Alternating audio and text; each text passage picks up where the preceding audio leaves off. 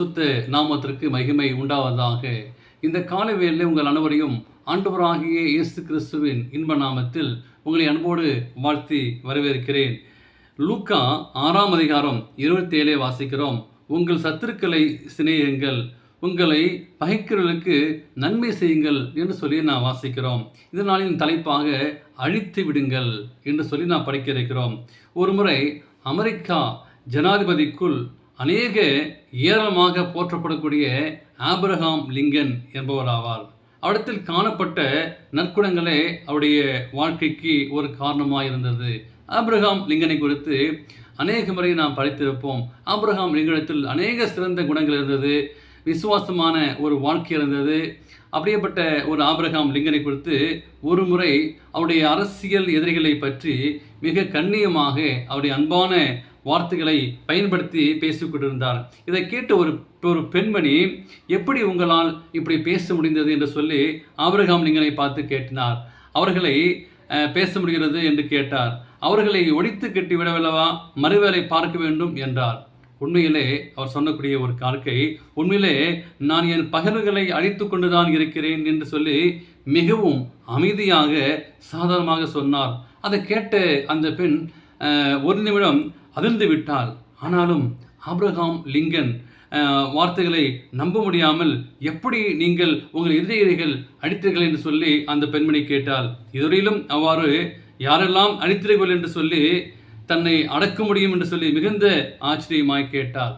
அதற்கு அவர் Abraham Lincoln சொன்னார், அதற்கு அவர்கள் என் நண்பர்கள் ஆகிவிட்டார்கள், அதற்கு பின் இனி எதிரிகளாகவே இல்லை என்று விட்டார். கண்ணியமான ஒரு பதிலை ஆபிரகாம் சொன்னார். யாரெல்லாம் எதிரியாக இருந்தார்களோ நான் எதிரியை அழித்து விட்டேன், அந்த எதிரியை நான் நண்பனாக்கி விட்டேன் என்று சொன்னார்களாம். மிகவும் ஒரு ஆச்சரியமான ஒரு அற்புதமான ஒரு பதிலாக இருக்கிறது. சிலருக்கு சில நண்பர்களை பார்த்தாலே இரத்தம் அழுத்தம் உயரும், முகம் மாறுபட்டு விடும், ஆனால் அந்த நாள் முழுவதுமே சோகமாக இருக்கக்கூடிய சூழ்நிலை வரும். ஏன் இந்த அவலமான நிலை என்று சொல்லி பகைவனை மன்னிக்கும் சுபாவம் இல்லாமல் போகும்போது தான் இப்படிப்பட்ட ஒரு சூழ்நிலை ஏற்படுகிறது. பரிசுத்த ஆவியால் ஏற்படும் ஒரு மனமாற்றமே.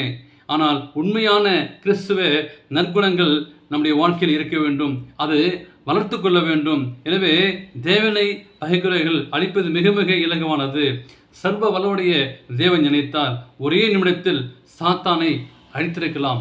ஆனால் அந்த தேவன் பாவத்தை செய்து கொண்டிருக்கின்ற அனைவரையும் அழித்திருக்கலாம்.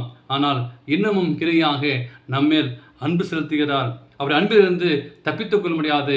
நம்மளை எல்லோரும் அவர் பக்கம் இழுக்கிறார். தவறு செய்தோம், பாவம் செய்தோம், ஆனால் தேவன் நம்மளை ஒருபோதும் அழிக்கவில்லையே, அவர் பக்கம் நம் பக்கம் இழுத்து கொண்டாரே.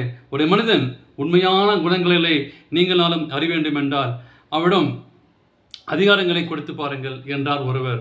அது அதிகாரங்களை பகங்கனை தீட்டுக்கல்ல, கிறிஸ்துவை பிள்ளையாக்க அவரை மாற்றிவிடும்.